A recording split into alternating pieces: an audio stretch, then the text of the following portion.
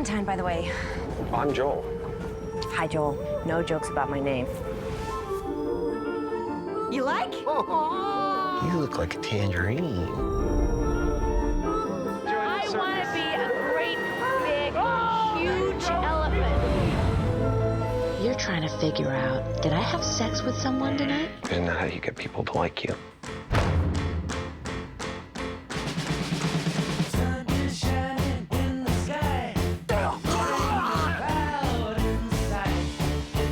This is exciting.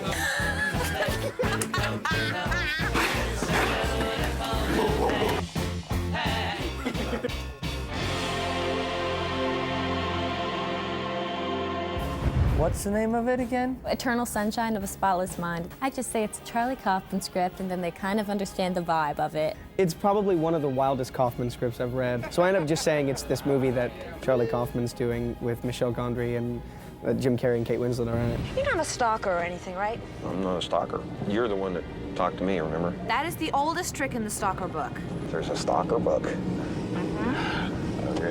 I gotta read that one. It's a wonderful story. I had worked with both Charlie Kaufman, the writer, and Michel Gondry, the director. When I first read the script, it felt to me like the love story that I had always wanted to see, which starts off with the point where two people are sick and tired of each other and at each other's throats. Clem, let me drive you home.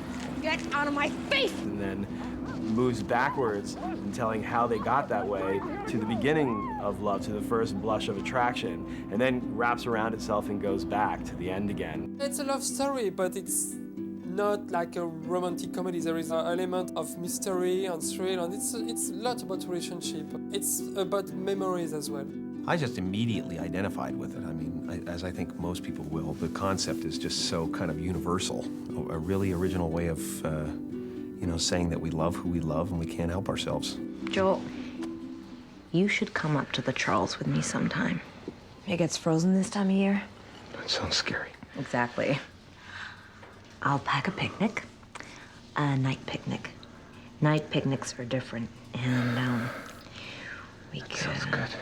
But I should go now. I think that people are going to be very surprised to see the character that Jim Carrey is playing in this film is very unlike any of the characters he's played before. But here it's in a very different type of story, and he's playing a very different type of character. In many scenes, he's almost unrecognizable with the Jim Carrey that we all know.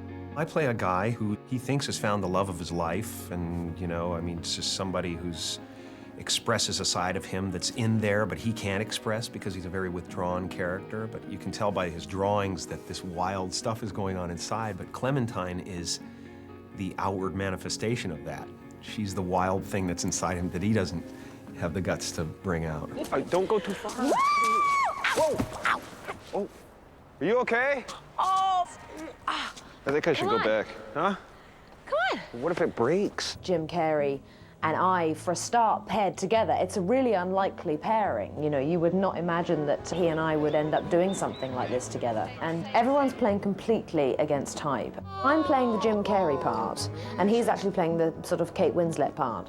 When I read this script, I just thought it was so entirely different from everything I'd ever done, and because I'm so used to being seen in these kind of corset pieces and the English rose and da-da-da-da, and Clementine is just a foul-mouthed lunatic. I can't hear you. I can never understand what you're saying. Don't want to talk about this.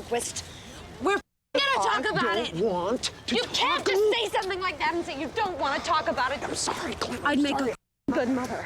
Maybe I should end it right here. The basis of the story, it's about this man who has found out that his girlfriend has erased him from her memory. What is it? I don't know. It's some place that does a thing. And as a result of getting that information, he does the very same thing. My name is Joel Barish, and I'm here to erase Clementine Krasinski. My character, Dr. Howard Meerswerk, has invented this technique whereby he can expunge kind of unpleasant memories. Here at Lacuna, we have a safe technique for the focused erasure of troubling memories. Is there any risk of brain damage? Technically, the procedure is brain damage, but it's on a par with a night of heavy drinking. Nothing you'll miss. I don't know if I like this. Whoa, Jesus. What? Come on, careful. What? Step back. Just take it easy. Lacuna, this memory erasing company, is basically like the guys who will come and paint your house for $10 a room, you know? You see these two characters, Stan and Patrick, just fumbling and bumbling around, and they got chips and cokes and stuff all out over all this medical equipment. It is funny with Mark and with Mark and Elijah, because those two are just like frickin' wrecked. They just are beating on stuff. It's like testosterone multiplied by 100.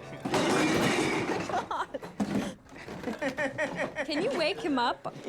You can't wake him up. It's in my head already, aren't it?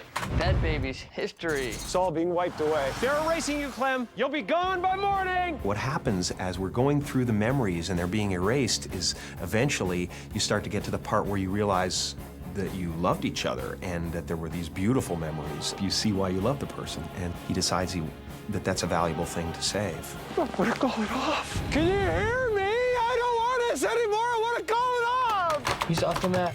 Seem to have lost him for a moment. Oh, dear. So he spends the entire time in his head trying to stop the process. The eraser guys are coming here, so what if you take me somewhere else? Somewhere where I don't belong, and we hide there till morning? Even if he can't have her, he wants to save the memory of her, and so he takes her and tries to hide her in memories where she didn't exist before. And it's this kind of chase. You can run, but you can't hide. Where'd you go? I'm supposed to come too! Oh my God, look at this. Whoa, it worked! Look at this dress, man. I think it's working. Look, we're heading, Joel, look. Hey, Joel. I want her to pick me up. It's weird how strong that desire is. Joel, look at me, look. You'll remember me in the morning, and you'll come to me, and you'll tell me about us, and we'll start over. People's memories lie all the time. And part of the trick, I think, is that as we go back in his memories, there's pieces of the room that aren't there anymore. So we've really played around with the continuity a lot in the film. The intellectual side of the Charlie Kaufmans and the completely artistic, whimsical, crazed visual side of Michel Gondry and his ability to experiment is incredible. And one more time, more spinning. It was very clear to me coming into this that Michel, he's really a visual genius, and I mean, I say that with utter admiration. I'm telling my director that he's irreplaceable. What would I do without my little frog? The things that he does through the lens by just twisting a light or putting in panes of glass and making me be present in a frame and then disappear literally in front of your very eyes. It's like magic. I love being bathed in the sink. Such a feeling of security. What the heck was he doing there? There is some shot where you see Kate disappearing and reappearing that were done in camera just by the geography of the location. They could use a secret door to exit as the camera was following her, and then as the camera turned toward Jim to see his reaction, she would reappear the other side. And that's like a ballet, like a choreography, and I think actors really enjoy doing that. It's way more exciting for them to shoot this way than to shoot with blue screen, where they don't know what's going to happen, they feel manipulated. Being able to go, here's a 75-watt bulb, and you're going to run around the wall and take your clothes off and come out the other side and be a different person, or whatever it is. He makes it all happen in the camera. There's no special effects. It's all done right in front of the camera. Michel is unlike any other director I've worked with, but in spite of the fact that he has a rather kind of unorthodox approach to what he does, you give him the benefit of the doubt because you know that what he's doing, it's going to be exciting. I'm just happy. I've never felt that before. I'm just exactly where I want to be. The deep, turbulent current of, lost love. Everybody has some painful memory of a relationship that they'd love to erase, but probably shouldn't. I believe that everything that happens in life, be it positive or negative, shapes who we are, because I wouldn't be the person I am today without them. This is it, Joel. It's gonna be gone soon. I know. What do we do? Enjoy it. I wouldn't have been able to do this movie without some of the things I've been through. Unless you had your balls busted, You know, you're just no good to anybody in a script like this. We like to think we learn from our mistakes, but I don't know if we do. I don't know. I like the guy.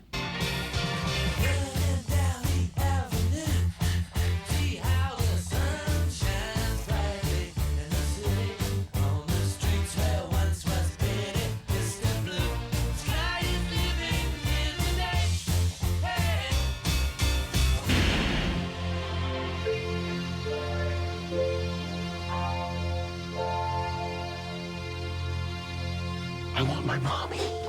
This is sort of warped.